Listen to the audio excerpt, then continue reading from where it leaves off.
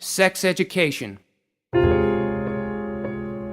Daddy came home from the mines every day after 4 o'clock, and no matter where on the farm we were, we tuned our ears to hear his truck coming from at least 2 miles away, and the first to hear it always yelled, "Here comes Daddy!"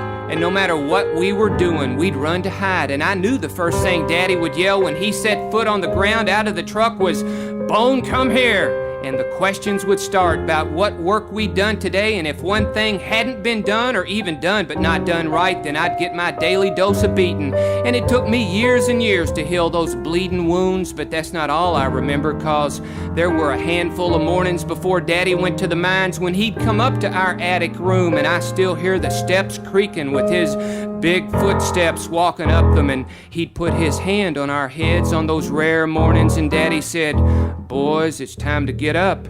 And in that brief touch and those gentle words, I felt and heard his love. And it was those memories that more than anything helped the healing once it finally happened. But I also remember that spring morning when Muscle and I were standing behind the barn with Daddy, and that was the day we received our sex education.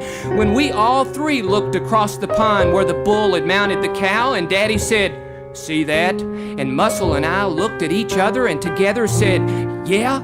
And Daddy said, "All right then." And in one fluid movement, Muscle and I looked from the bull and the cow going at it, and then up to Daddy, then to each other, then back to the bull and the cow going at it. And the sky is turquoise blue, and it fills my soul, and a crow calls up there somewhere, and I hear a whippoorwill down in the meadow, and the beagles are barking, and it's such a beautiful spring day, and I'm glad to be alive. And yes, that's my formal sex education, and I reckon that's all I needed. But it wasn't long after that I started going to the library and hiding in a corner, reading whatever book on sex I could get my hands on, cause I just had to know.